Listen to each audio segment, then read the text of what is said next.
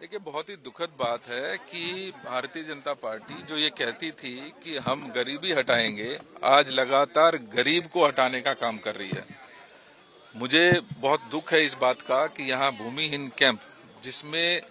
लगभग 80 से और उससे पहले के भी लोग यहाँ पर रह रहे थे, उनको आज पूरी तरीके से नेस्तनाबूद कर दिया गया, उनके मकान तोड़ दिए गए और उनको कोई ऑल्टरनेट मकान नहीं दिया गया। मेरा यहाँ पर आने के पश्चात बहुत सारे परिवारों से मेरी मुलाकात हुई है, उनकी दुख और पीड़ा मैंने देखी है, उनके प्रूफ हमने देखे हैं, जो प्रूफ अपने आप में कहते हैं कि ये बहुत पुराने यहाँ पर रह रहे हैं, अपना गुजर बसर कर रहे हैं। कोई रेडी लगाता है, कोई फैक्ट्री में काम करता है, कोई मकान में जाके झाड़ू और पोछा करके अपना जीवन बसर कर रहा था। आज उनको बेघर करके सड़क पे छोड़ दिया गया है। तो हम ये बात कहना चाहते हैं कि भारतीय जनता पार्टी को जो उनका पॉलिसी है उसको चेंज करते हुए कहीं ना कहीं गरीब आदमी जो इस दिल्ली को बनाने में जिनका बहुत बड़ा योगदान है, आज अगर दिल्ली सजी है, संवरी है, तो मैं मानता हूं कि उसमें बहुत बड़ा हाथ जो है वो इन गरीब परिवारों का है, जिन्होंने अपना जीवन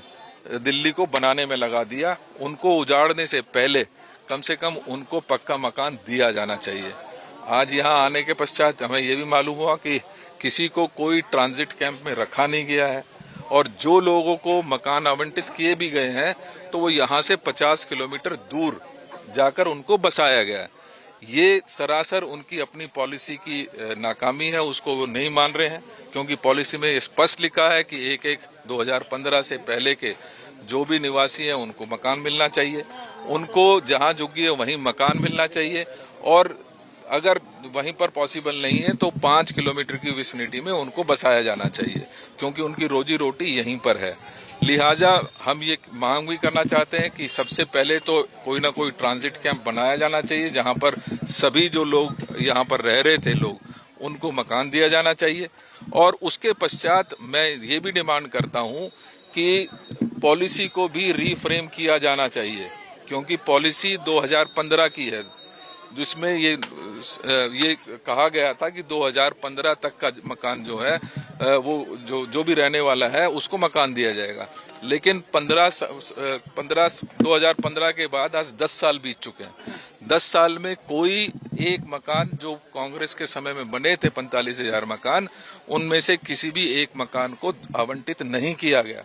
तो गलती सरकार की है, लिहाजा सरकार को इसके ऊपर रीथिंक करना चाहिए और जो 2015 से 25 के लोग भी रहते हैं उनको भी इस स्कीम में शामिल किया जाना चाहिए। मेरी सबसे मुख्य डिमांड यहाँ पर ये है कि पुनः दोबारा एक बार सर्वे किया जाना चाहिए, क्योंकि सर्वे में बहुत ही डिस्क्रिपेंसीज हैं और मैं इसमें भ्रष्टाचार का आरोप सीधा लगाना चाहता हूँ। जिसने पैसे नहीं दिए, चाहे उसके कागज थे या नहीं थे, उसका सर्वे में नाम नहीं आया है। लिहाजा जिसके भी साथी, जो भी लोग परिवार के लोग यहाँ पर रहे हैं, उनका रीसर्वे किया जाना चाहिए और उनको प्रॉपर तरीके विस्थापित किया जाना चाहिए।